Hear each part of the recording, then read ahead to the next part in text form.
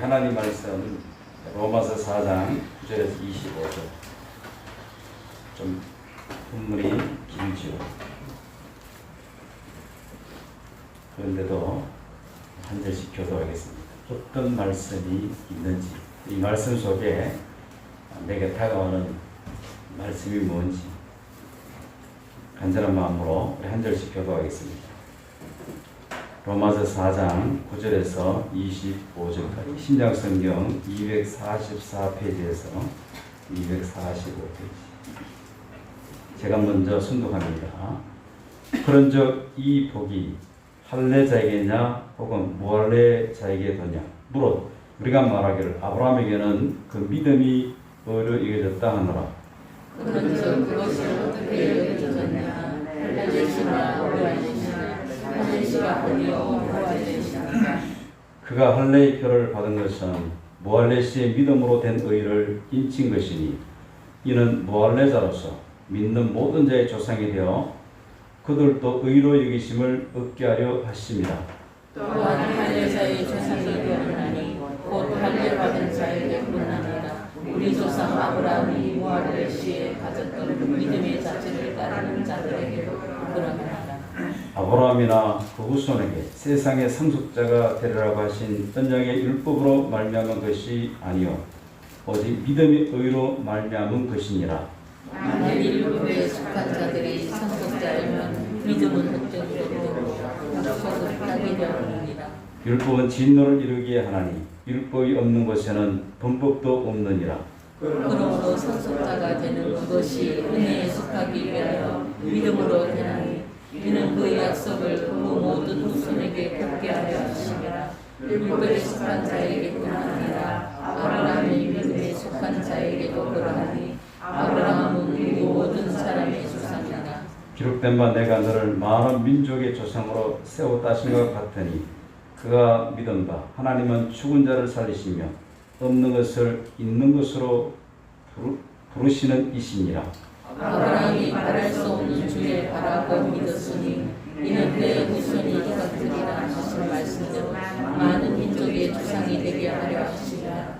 그가 백선하되어 자기 몸이 죽은 것 같고 사라의 태가 죽은 것 같음을 알고도 믿음이 약해지지 아니하고 믿음이 없어 하나님의 약속을 의심하지 않고 믿음으로 경고하여 하나님께 영광을 돌리며 약속하신 것을 또한 능히 이루실 줄을 확신하였으니 그러므로 그것이 그에게 의로 여겨졌느니라. 그에게 의로 여기졌다 기록된 것은 아브라함만 위한 것이 아니요 의로 여기심을 받을 우리도 위함이니 곧 예수 우리 주 죽은 자 가운데서 살리신 이를 믿는 자니라. 다 같이 예수는 우리가 함정한 것 때문에 내어준이 되고 나 우리의 의롭다 하시기 위하여 살아나셨느니라. 아멘.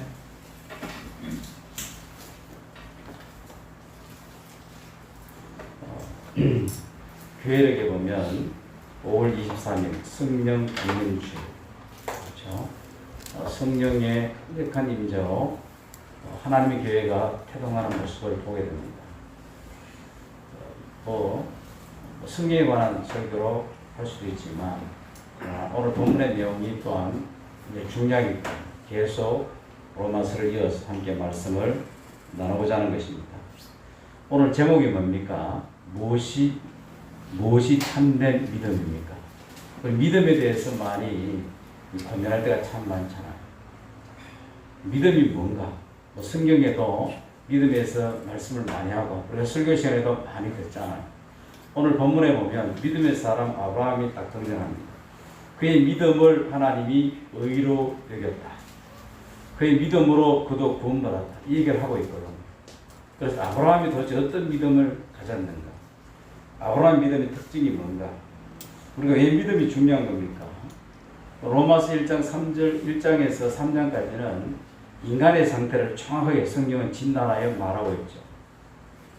하나님 앞에 모든 인간은 죄인이다. 이걸 말하고 있는 겁니다.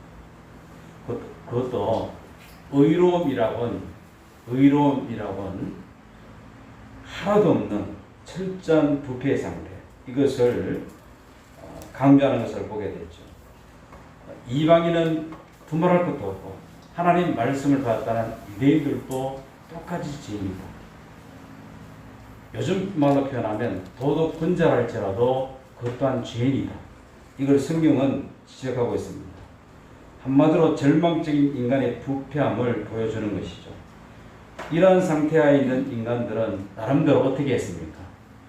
죄에서 구원을 얻기 위해서 여러 가지 시도를 하는 것을 보게 됩니다. 어떤 사람들은 선행을 행하기도 합니다. 어떤 사람은 고행을 하기도 합니다. 어떤 사람들은 율법을 지킴으로 하나님 앞에서 어렵다함을 받으려고 합니다. 그러나 그럴수록 인간의 죄 문제를 해결하기는커녕 도리어 불안과 낙심에 사로잡혀 절망에 빠지는 것을 보게 되죠. 사람들이 죄의 구렁텅이에서 빠져나오려고 노력하면 노력할수록 더 깊은 수렁으로 빠져들게 되었던 것입니다. 이런 절망적인 상황에 있는 인간들에게 엄청난 기쁨의 소식, 복음이 나타났죠. 하나님께서 구원의 길을 보여주신 것입니다.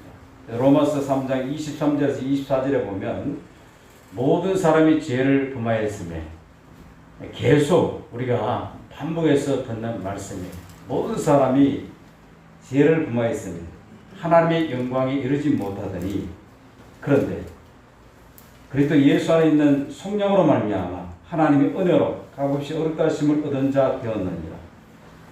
예수 그리스도 안에 있는 속량으로 말미암아. 성경에 보면 이 단어들이 우리가 흔히 쓰는 그런 단어들이 아니죠. 속량.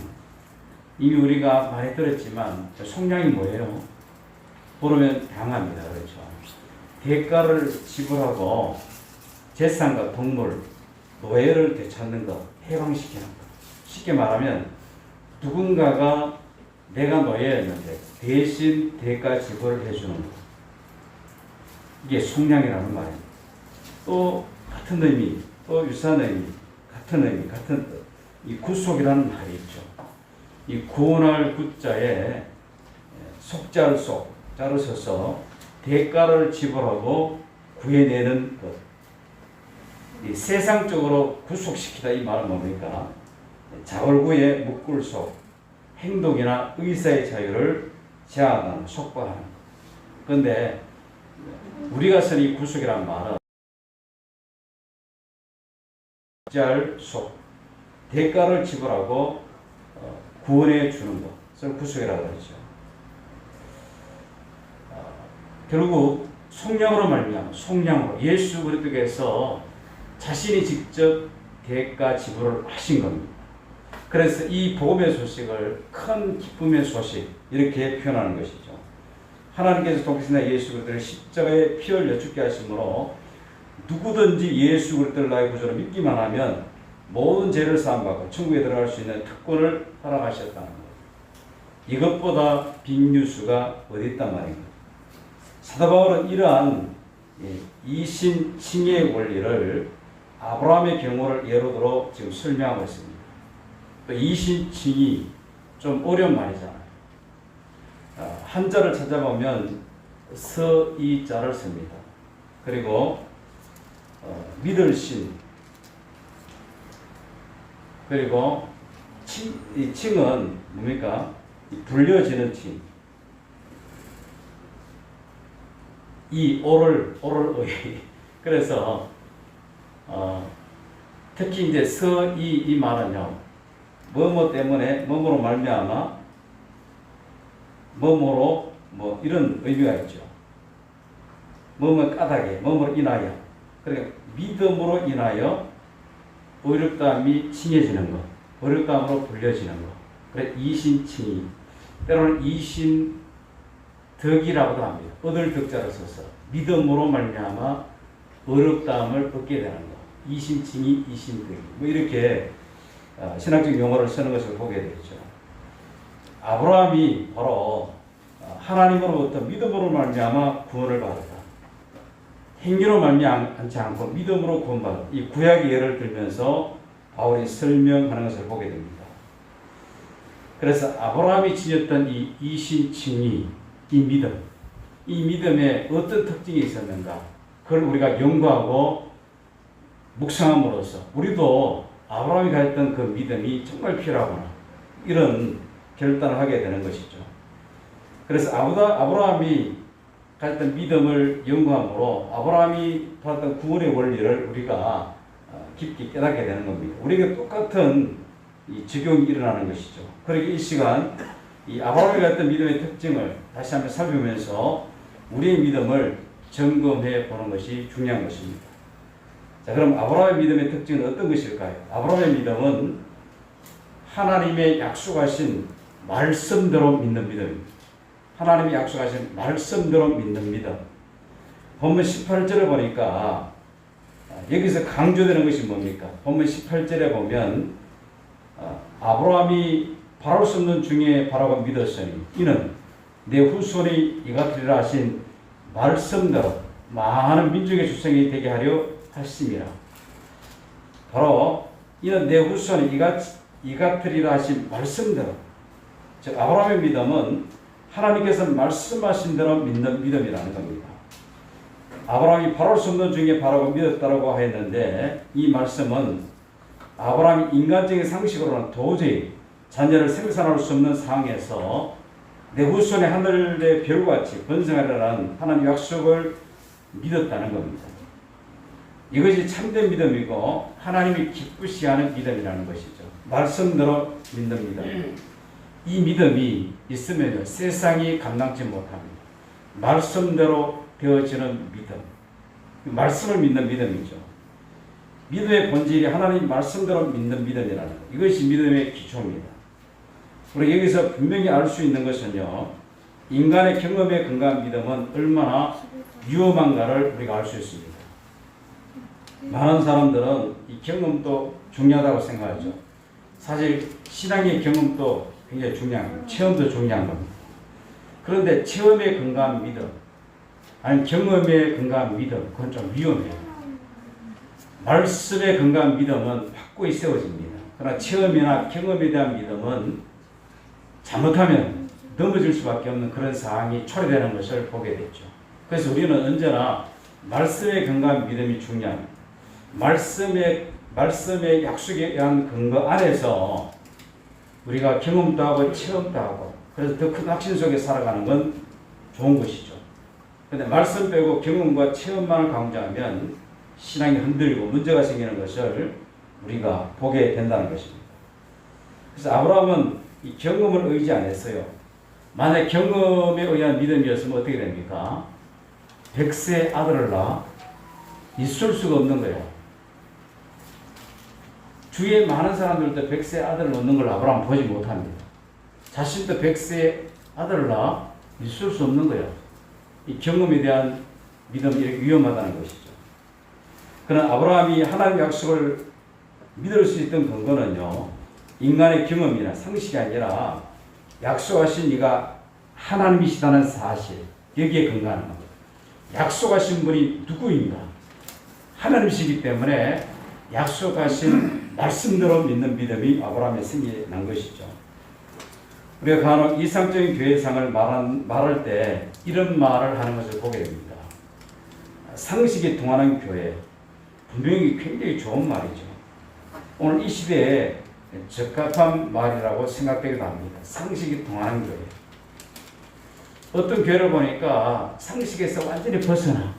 그래서 이단으로 정죄받기도 하죠. 지금 상황이 어떤 상황인데 저렇게 교회가 행동에 지탄받기도 하는 것을 보게 됩니다.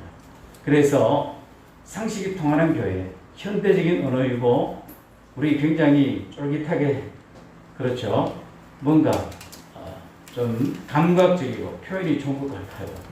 근데 여기서 우리는요, 또 한 가지 사실을 간과해서는 결코 안 된다는 겁니다. 예수 그리스도의 피로 구속함을 받은 무리들이 모인 곳이 교회죠. 예수 그리스도로 말미암아 구속할 구자에 속죄할 속자, 모든 죄를 대신 치러주신 예수로 말미암아 구원받은 성도가 모인 게 교회입니다. 그래서 이 교회는요, 때로는 상식을 초월하는 초자연적인 역사가 일어난다는 사실을 가볍게 생각해서는 결코 안 된다는 겁니다. 이 구속의 은혜 또한 초상식적인, 초자연적인, 초이성적인, 그렇죠, 초과학적인 일입니다. 같은 얘기인데 상식을 뛰어넘는 일이 구속의 사건이에요. 인간의 상식으로는 이해가 안 되는 은혜죠. 예수께서 나 대신에 모든 죄를 대신 지불하셨다. 이걸 우리가 믿는 믿음이라는 겁니다. 그래서 초자연적 역사가 일어나는 곳이 교회라는 겁니다. 인간의 상식으로는 도저히 용납이 되지 않지만 하나님의 말씀은 무에서 유를 창조하시는 전능하심이 있기에 그 말씀대로 믿고 나가는 것입니다. 이것이 참된 믿음이라는 겁니다. 우리가 받은 구원의 문제도 그렇죠. 우리의 구원을 뒷받침할 수 있는 근거가 무엇입니까?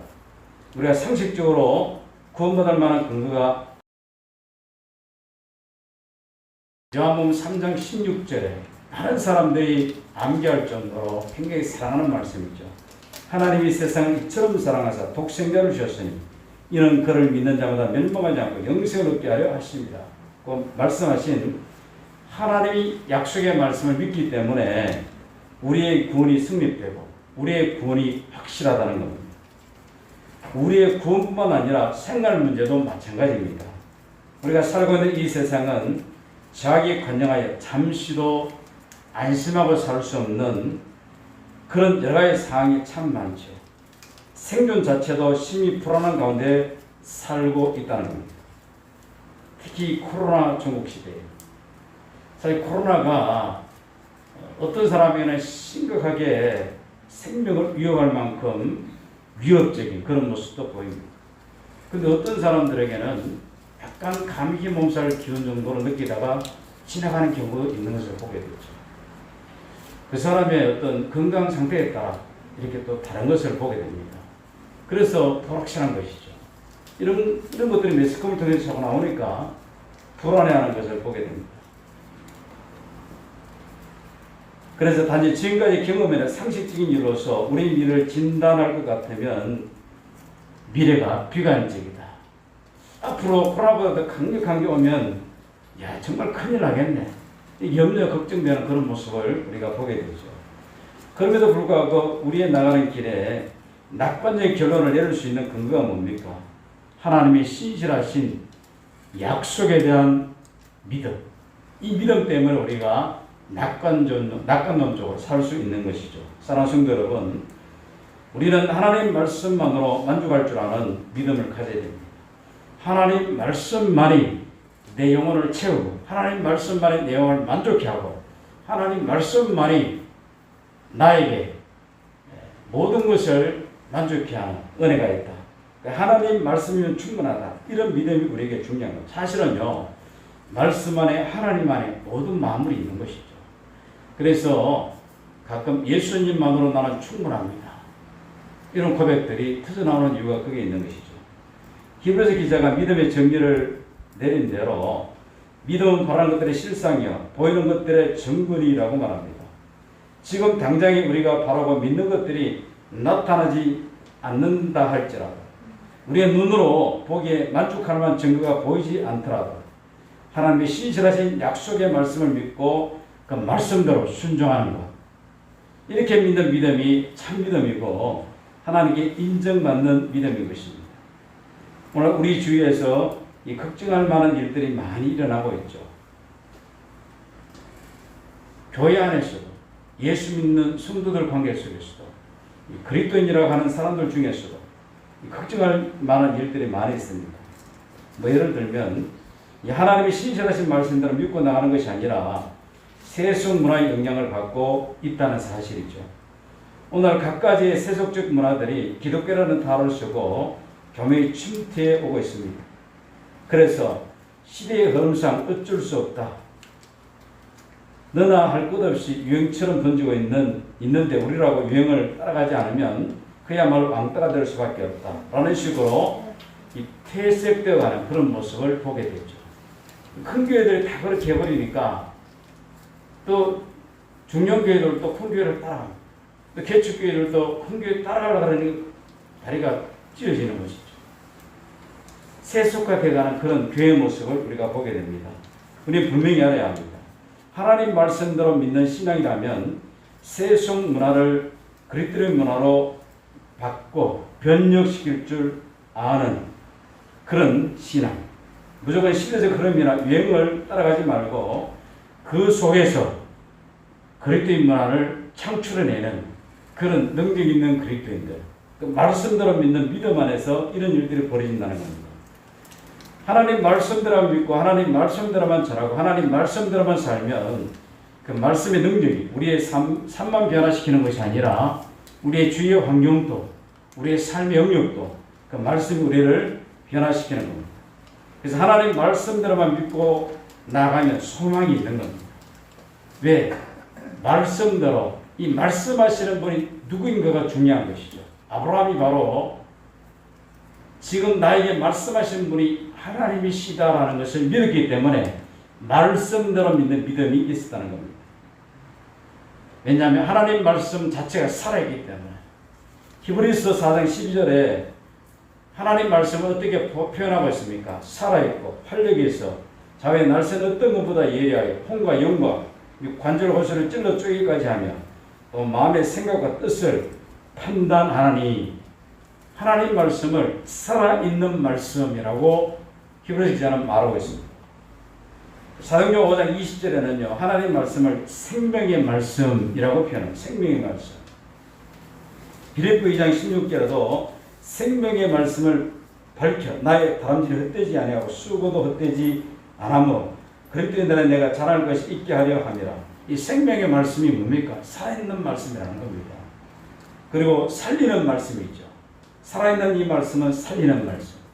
이 말씀이 심겨지고 이 말씀이 우리를 살게 하고 말씀이 우리를 이끌어간다는 겁니다. 요한일서 1장 5절에 태초부터 있는 이 생명의 말씀에 관하여는 이렇게 말합니다. 왜 하나님 말씀을 생명의 말씀, 살아있는 말씀이라고 성경 계속 얘기할까요? 그냥 말씀이라 하지 않고 불경을 생명의 말씀, 살아있는 말씀이라고 하지 않습니다. 어떤 다른 경전에 이게 생명의 말씀인데 살아있는 말씀이라고 하지 않습니다. 성경의 말씀, 하나님의 말씀을 생명의 말씀, 살아있는 말씀이라고 말씀하는 것이죠. 시몬 베드로가 대답하여 이르되 영생의 말씀이 주께 있으니 영생의 말씀이 주께 있으니 여기가 조사오니 여기가 조사오니 그렇죠. 내가 어디로 가오리까? 영생의 말씀이 살아있는 말씀이 주께 있으니까 주만이 나를 만족해 할 수 있는 분이 뭘 고백하는 것을 보게 됩니다. 그러므로 내 생각, 내 경험, 내 고집을 하나님 말씀 앞에 복종시키는 것. 베드로가 갈릴리 바닷가에서요. 쉽게 말하면 갈릴리 호수죠. 잔뼈가 굵은 어부예요. 그런데 밤새들 고기를 잡았지만 헛탕이었습니다. 그러나 주께서 말씀하시니 말씀에 의지하여 내가 근무를 내립니다. 그래서 만선의 은혜를 경험하는 것을 보게 되죠. 이 말씀을 의지하는 것. 그리고 라만 장군이 마찬가지입니다. 라만은요 밑에 보좌관을 참 잘 뒀어요.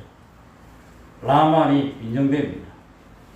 내가 사는 고향에 이보다 좋은 강이 얼마나 많은데 깨끗한 물로 채워진 강이 얼마나 많은데 이 요단강에 7번 몸을 담기라니 이 무슨 말인가 투덜거렸습니다. 그때 보좌관이 장군님 이거보다 더한 것도 시키면 하셨을 거 아닙니까? 이 문둥병이 치료받기 위해서 7번 뒤가니 그게 뭐 어렵습니까? 그렇죠. 검은 부활을 가득 씻고 왔습니다. 그런데 그거 안 받고 먼저 여당에 가서 7번 풍덩 담가라 그러니까 라만 장군 입장에서 기가 막힙니다.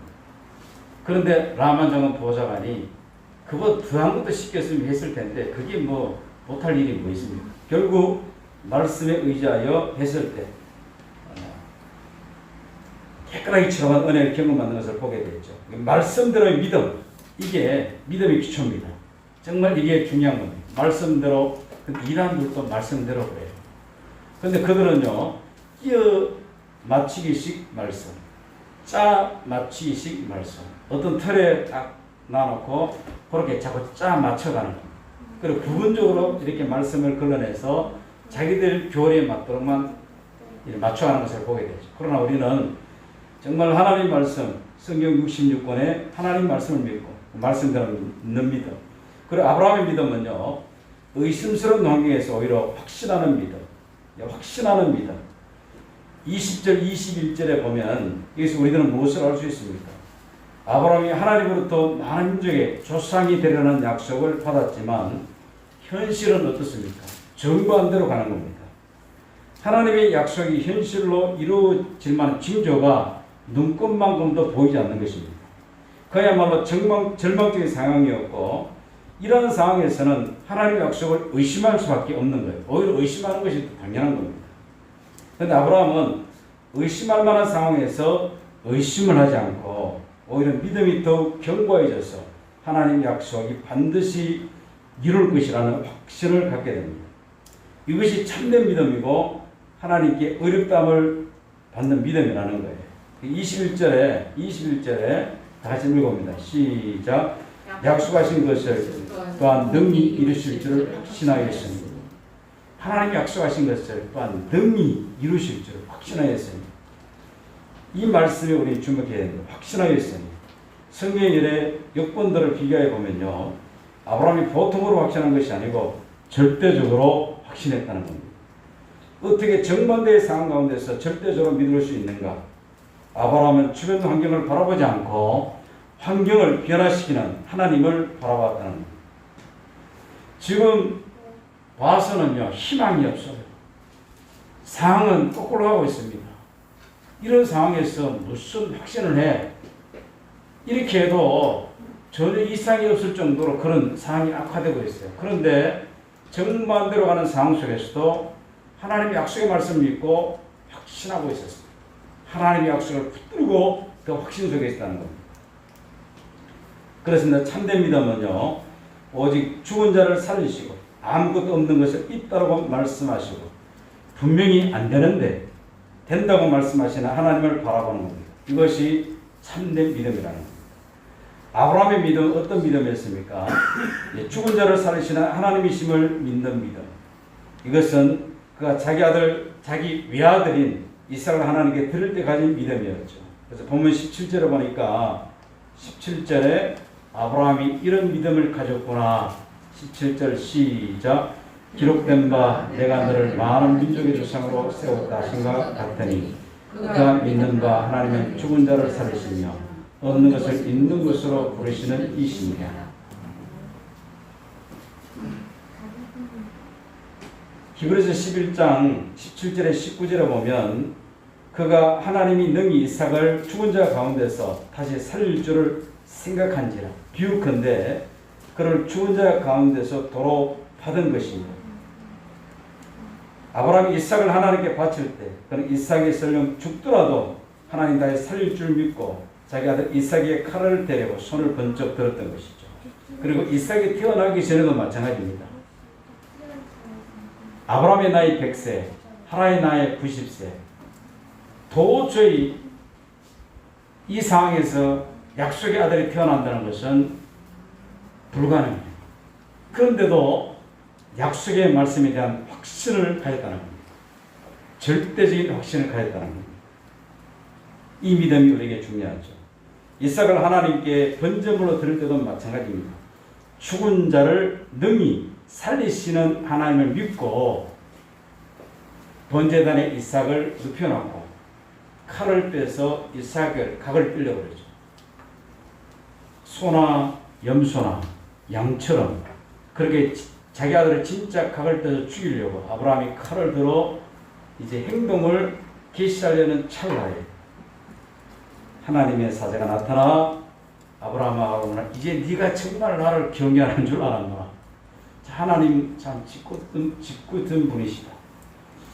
그 전에 좀 말씀하시지 이 걱정의 순간에 아브라함이 칼을 들어 이삭을 각을 떼려고 정말 각을 뜨는 거 뼈는 뼈대로 살은 살대로 다 쳐내는 어떻게 자기 아들을 그렇게 할 수 있는 거예요.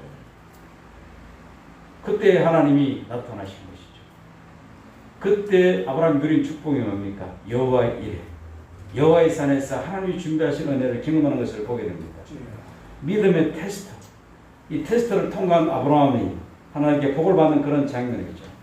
사랑하는 우리 성도님들, 우리가 지금 당하는 여러 가지 어렵고 힘든 거 확신하는 믿음을 가지고 이 어렵고 힘든 것을 뚫고 나가는 오늘 저와 여러분 되어지기를 주의 이름으로 부탁을 드립니다. 우리도 이런 믿음이 필요한 것이죠. 죽은 자를 살리시는 믿음. 이 믿음은 부활의 신앙의 믿음입니다. 부활의 신앙의 믿음. 죽은 자를 살리시는 믿음. 예수님이 십자가에서 돌아가셨잖아요. 3일 지났습니다. 이제 부패되기 시작합니다. 그런데 예수님이 부활하시죠. 이 믿음. 우리 또한 이 믿음을 가질 때 부활의 신앙의 경고에 쓸 수 있는 것입니다. 이게 죽은 자를 다시 살릴 줄 믿는 아브라함의 믿음이기도 합니다. 또한 아브라함의 믿음은요, 없는 것을 있는 같이 부르시는 하나님을 믿는 믿음입니다. 본문 17절에서 사도 바울은 이렇게 말하죠. 그의 믿음과 하나님 없는 것을 있는 것 같이 부르시는 이시니라. 아브라함이 100세가 돼도 아들이 없었습니다. 그러나 그는 그의 후손이 하늘의 별같이 해변의 모래같이 많게 하시겠다는 하나님의 약속을 믿었던 것이죠. 이 신앙은 하나님이 무수한 죄인인 사람들을 중생시킬 것이라는 믿는 믿음과 같은 것입니다. 가능성이 없지만 하나님은 이렇게 하실 것이다 라는 믿음을 갖는 것이죠. 또 아브라함에는 어떤 믿음을 가졌습니까? 아브라함의 믿음은 바랄 수 없는 중에 바라는 믿음이었습니다. 본문 18절에서 바울은 이렇게 말하죠. 아브라함이 바랄 수 없는 중에 바라고 믿었습니다. 아브라함의 나이가 100세였을 때, 그의 아내 나이가 90세였을 때, 90세라는 것은 이미 사실 정상적인 기능을 할 수 없는 그런 상태죠. 아기를 생산할 수 없는 그런 상태. 이미 경수가 끊긴 지도 오래된 상태. 이 나이에 아브라함이 아들을 얻는다는 것이 인간의 생활은 도저히 바랄 수 없는 문제인 것입니다. 그러나 아브라함은 바랄 수 없는 중에 바라보았습니다. 바랄 수 없는 상황에서 소망을 가졌습니다. 이것이 하나님의 기적을 믿는 믿음의 능력의 믿음이죠. 특히 구원에 대한 사랑하는 남편, 사랑하는 자녀, 30년, 40년, 50년 살면 진짜 사랑하여 살까요? 그 다음 정으로 살까요? 대답이 곤란하잖아요. 정으로 산다고 하면 뒷바퀴 될 수도 있고. 사실 이제 20년, 30년, 40년 이렇게 같이 살다 보면 그때 처음에는 사랑으로 시작했을 겁니다. 그렇죠? 그러나 이제는 그 사랑이 아니라도 살 수 있는 능력이 하나님이 은혜로 가정에 주신 거예요. 그래서 내가 지옥히 결혼할 때 그 설레는 사랑이 지금 없더라도 우리 안에는요, 하나님이 은혜를 주신 그 기본적인 사랑과 또 아름다운 하나님이 주신 어떤 정의랄까 이런 것들이 우리 안에 있어요. 그래서 남편을 볼 때 저 형은 지옥 갔으면 좋겠다. 이런 사람 아무도 없죠. 아내를 볼 때 그렇게 말하는 사람 아무도 없습니다. 비록 연약하고 부족하고 여러 가지 마음에 안 들더라도 저 형은 구원받으면 좋겠다. 이런 마음이 있잖아요. 그런데 구원의 여망과는 전혀 관계가 없어요. 말씀이 씨알도 안 맥혀. 어쩌란 말인가. 정말 고민되잖아요. 우리 자녀들도 마찬가지입니다. 믿음으로 막 자라고 그거 계시면 좋겠는데 말씀이 씨알도 안 맥혀요. 얼마나 답답해요.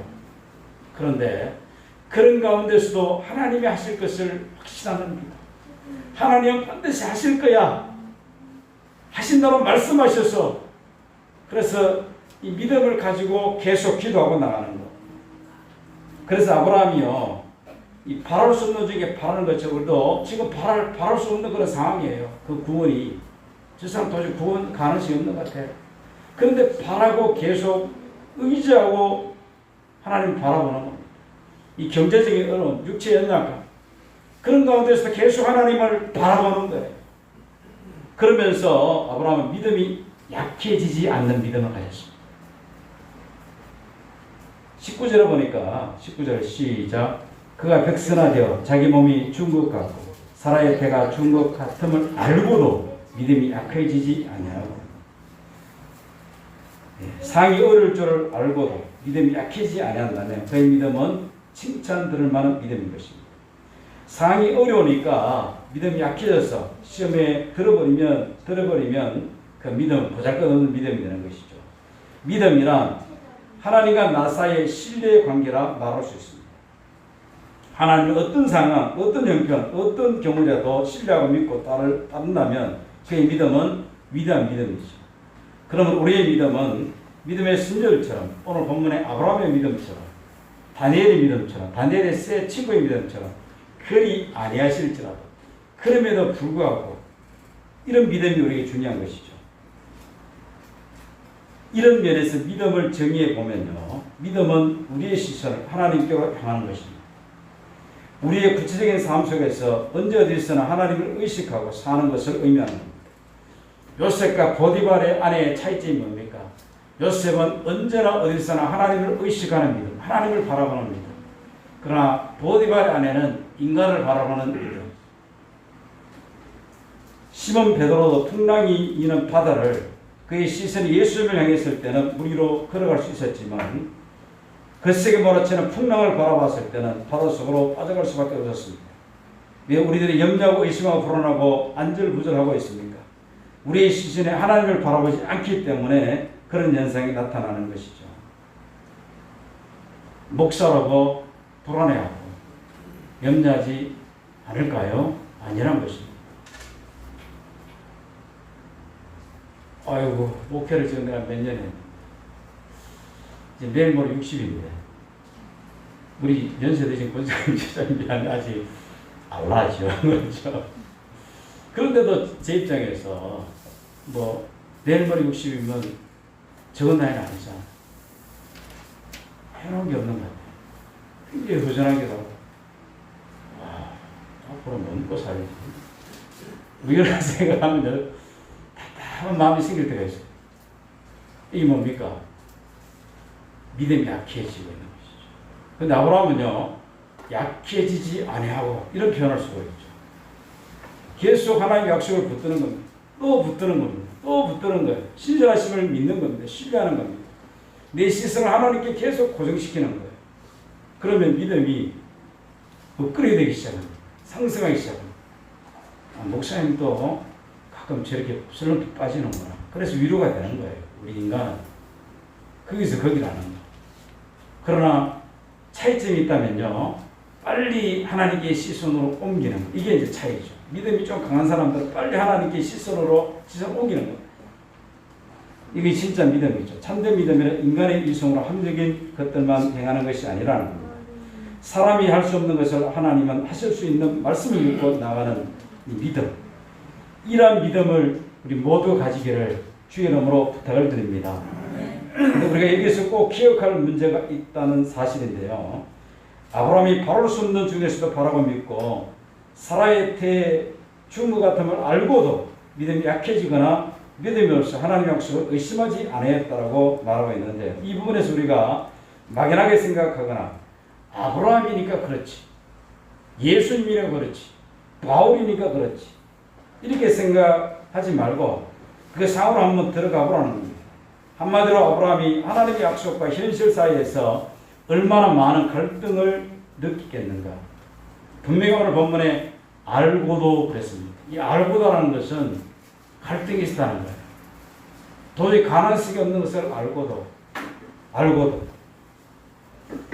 자식을 생산할 수 없다는 것을 불보듯이 뻔하던 말이죠. 그럼에도 불구하고 믿음이 약해지지 않고 의심하지 않고 오히려 굳건한 믿음을 가질 수 있다는 사실. 그렇다면 우리는요, 그냥 아브라함의 믿음이 대단하구나, 역시 아브라함이야 라고 넘기고 말 것인가? 아니라는 겁니다. 그렇게만 생각하고 넘겨가면 중요한 진리를 놓치는 것이죠. 우리들은 여기서 확실한 믿음이란 갈등을 통과하고서 되어지는 열매라는 사실을 알 수 있습니다. 이 갈등을 통과하고서 되어지는 열매, 이 굉장히 중요한 것이죠. 우리가 의심하고 신앙과 현실 사이에서 갈등을 느끼는 것은 왜 그럴까요? 믿음이 있다는 증거입니다. 갈등을 느끼는 것이죠. 마귀의 종으로 살면 무슨 갈등이 있겠습니까? 마귀가 시키는 대로 하는데 그게 무슨 갈등이 있겠습니까? 물론 갈등이 있어요. 영화나 드라마를 보면 이 갈등, 긴장이 이 시청자들 하여금 매력을 느끼게 하죠. 묘한 갈등, 묘한 긴장이 다음에를 기대하게 만듭니다. 극한 갈등으로 쫙 끌어올려놓고 다음 시간에 봐야 되죠. 그 갈등을 생각하면서 또 무슨 일이 있을까 하고 봅니다. 그런데요, 이 드라마나 이런 세상적인 갈등은 끝에가 비극으로 끝날 때가 참 많아요. 자살을 한다든지 이상의 문제가 많이 생기는 것을 보게 되죠. 근데 신앙의 갈등, 하나님 안에서의 갈등은요, 우리에게 유익을 주는 것을 보게 된다는 것입니다. 아브라함도 이 갈등이 없었을까요? 아브라함도 갈등이 있었습니다. 말씀은 이러한데 현실은 그렇지 못하는 데 대한 갈등. 그런데도 하나님 말씀을 믿고 나가야 한단 말인가? 이런 갈등. 여기에 우리들도 사도 바울처럼 갈등이 있지만 그러나 그러한 갈등은 하나님 말씀과 기도로 극복해 나가면 아름다운 열매가 우리에게 주어진다는 겁니다. 사랑하는 성도 여러분, 지금 저와 여러분은 하나님 말씀과 현실 사이에 어떠한 갈등을 느끼고 있습니까? 하나님 말씀대로 살자니 육신적인 소원에 가고 환경에 따라 살자니 양심이 괴롭습니다. 그런데 우리가 심하게 생각할 문제는요, 이러한 갈등을 느끼다가 결국에 결정을 내리는데 형편 따라 결정을 내리는 것이 문제라는 겁니다. 이 말씀은 너무나 심각한 얘기죠. 많은 그리스도인들이 여러 가지 얘기를 하고 호소를 합니다. 모두가 나름대로 말씀과 현실사에서 고민하고 가슴 아파하고 안타깝게 생각하는 것을 보게 됩니다. 그런데 정작 행동을 옮기는 것은 하나님 말씀대로가 아니라 내가 처한 지금의 환경에 따라 결정을 내리는 것. 그러면서 어딘가 죄송하니까 한다는 말이 하나님 내 형편을 이해하실 거야 하면서 그냥 넘어가는 것입니다. 이것이 너무나 안타까운 일이죠. 이러한 갈등을 우리가 극복하지 못하고 갈등으로 그치기 때문에 문제가 심각해지는 겁니다. 그래서 소금이 맛설이면 무엇에 설이요? 바퀴에 던지요 사람들의 발에 밟힐 뿐이니라. 현재 많은 한국교회가 그리스도인들이 이런 상태죠. 여러 가지 갈등이 올 때 에라 모르겠다. 말씀은 이런데 현실이 이러니까 실제로 살아보자. 이러니까 맞설 이런 소금처럼 우리 예수 믿는 성도의 영적 힘을 잃어버리는 것을 보게 됩니다. 그러므로 이제 우리 성도들은요, 주의 약속의 말씀을 굳게 믿고 자라나오나 치우치지 않고 현실적으로 보이지 아니하고 현실적으로는 만지지 아니할지라도 믿음은 뭐예요? 히브리 11장 1절 다시 시작. 믿음은 바라는 것들의 실상이요 보지 못하는 것들의 증거. 믿음 바라는 것들의 실상이요. 지금 바라볼 게 아무것도 없어요. 보지 못하는 것들의 증거. 보이지도 않습니다. 그런데 정말 믿음의 사람들은 보는 것입니다. 보이지 않는 건데 보고 믿는 거예요. 우리가 하나님 약속의 나라, 영원한 하나님 나라를 지금 보입니까? 근데 보고 보이는 것처럼 이렇게 이제 표현하고 싶은데 그것도 부적절한 표현이에요. 하나님 나라를 보이는 것처럼 믿고 안 잡혔지만 잡히는 것처럼 잡고 이게 좀 부족한 표현이에요. 한 20% 부족해요. 보이지 않지만 보아야 된다는 겁니다. 잡히지 않았지만 잡아야 됩니다. 뭘 하나님 나라를. 하나님 약속의 말씀을. 그래 믿고 나가면 하나님 약속대로 하나님이 이루시는 것을 아브라함을 통해서 우리에게 보여주잖아요. 아브라함이 산 증인입니다. 믿음의 조상, 이스라엘의 믿음의 조상 아브라함, 실질적으로 있었던 인물이에요. 그런데 성경이 왜 이렇게 기록이 났을까? 우리도 이런 믿음으로 하나님을 바라보고 절대 흔들리지 마라. 하나님 나라에 대한 확신을 가지고 보이지 않지만 보이는 것처럼 해라 보고, 좀 말 표현이 그렇습니까? 보이는 것처럼은 뭐예요? 좀 애매한 표현이잖아요. 그런데 약속이, 하나님 약속에 하나님 나라를 선포하고 있습니다. 약속했습니다. 그러면 우리는 성경에 나와 있는 하나님 나라를 보는 거예요. 믿는 거예요. 지금 잡혀있지 않지만 잡았다 라고 믿고 나가라. 좀 들어도 좀 그러네. 그렇죠? 그런데 이런 믿음이 우리에게 필요한 거예요. 이미 우리에게 주어지지 않았지만 하나님 나라 이미 임했고 장차 우리에게 임할 하나님 나라, 영광스러운 나라를 붙드는 것, 보고 믿는 것. 이런 믿음의 경고에 있을 때 하나님 약속의 복을 받아 누리면서 살아갈 수 있다는 겁니다. 그래서 이 믿음으로 우리가 내 자신을 좀 더 업그레이드 시키고 믿음이 단단해지고 계속 얘기했죠. 아브라함 믿음이 이런 믿음이었어요. 소망이 없고 아무것도 보이지 않지만 잡고 보고 믿고 나갔죠.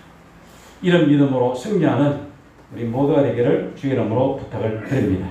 살아계신 하나님, 우리에게 아브라함이 가졌던 믿음을 허락하소서. 연약과 부족하지만 아브라함이 바랄 수 없는 중에 바라고 믿었던 것처럼, 죽은 자를 살리시는 하나님을 믿은 것처럼, 없는 것을 부르시는 일을 믿었던 것처럼 우리도 이런 믿음으로 살게 하옵소서. 우리 연약과 부족함을 용서하시고 우리의 믿음이 날마다 성장해서 절대로 흔들리지 않고 견고에 있어서 우리 믿음을 통하여 하나님을 영화롭게 하는 성도의 삶이 되기를 간절히 소망하며 살아계신 예수님의 이름으로 기도드립니다. 아멘.